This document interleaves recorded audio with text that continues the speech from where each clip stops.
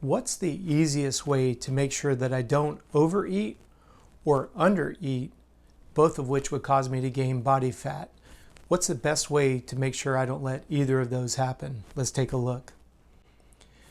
Most people don't realize, and you do if you're watching this video, and especially if you followed me for any period of time, you recognize that high levels of stress and high levels of training actually cause the body to put on body fat versus burn body fat. The very first thing that I want you to think about is the energy matrix. As you bring the heart rate progressively higher and higher, you're burning a higher percentage of stored sugar and a smaller percentage of stored body fat. The opposite is true. If you bring the heart rate down, you leverage more stored body fat for fuel and less stored sugar. This is why understanding what your heart rate zones are so incredibly important. When we're looking at the idea of how do I know how many calories I'm burning versus what I'm taking in, I hope you guys will entertain downloading MyFitnessPal by Under Armour. I'm not a brand ambassador. I don't get paid by them.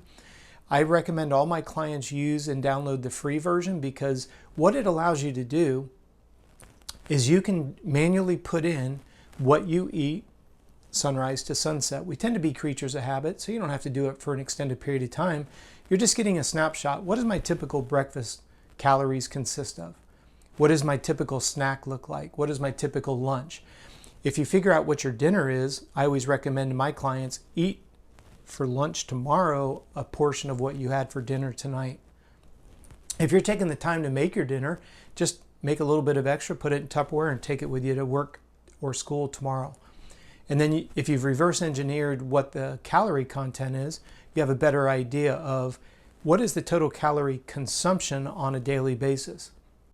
At the beginning of this video, I mentioned to you that you can pack on body fat if you don't eat enough calories. That's because cortisol levels go up in the blood. Stress drives up cortisol. Cortisol is a fat magnet in the blood. So when we're trying to make sure, hey, how many calories should I take in? Well, that question has to be answered by what is your calorie expenditure. If you follow me or have followed me for any period of time, you know I'm a big fan of the Garmin platform. It has a very, very user-friendly dashboard that allows you to see how many calories you burn just to sustain life. It's referred to as resting. And how much do you burn whenever you exercise? The calorie burn rate when you exercise is influenced by duration, intensity, humidity, and air temperature. The good news is Garmin captures all of that. So if we take those two variables, right, you're looking at the idea MyFitnessPal helps you understand what your calorie intake is. The Garmin Calorie Dashboard allows you to see what you're burning total and then subdivide it into activity and resting. You reduce the risk of either overeating or undereating. Obviously, if you overeat, you're going to pack on unwanted pounds of body fat.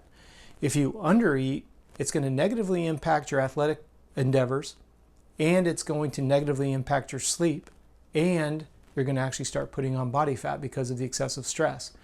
If I were to say to you, we're going to take your brand new car, and to get better gas mileage, we're going to run half the oil in the engine casings and half the radiator fluid in the radiator, you would think I was an idiot. Well, wait, we're going to improve your miles per gallon by decreasing the weight of the vehicle. Well, you need the oil in the radiator fluid so that the engine can perform optimally. Think about your calories exactly the same way.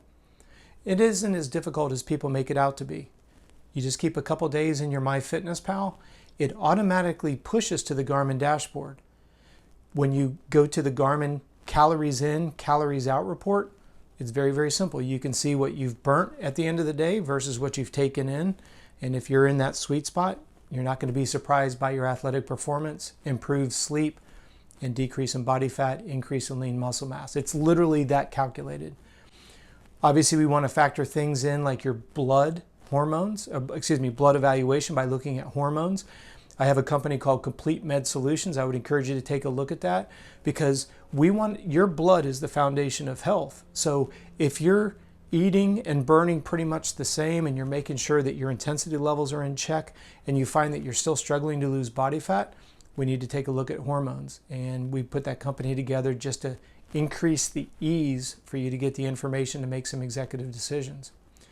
So When it comes to the whole idea of how do I evaluate what I'm burning versus what I'm taking in, how do I make sure that I don't pack on unwanted body fat by either eating too much or too little, make sure that you put these two dots together.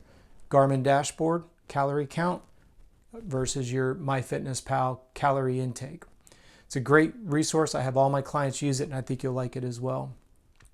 If you happen to have any questions or a frustration that you may be dealing with, please do me a favor. Send me and my team an email. It is contact@coachrob.com.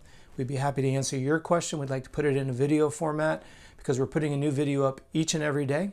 So please like and subscribe. Thank you for watching, and we look forward to seeing you tomorrow.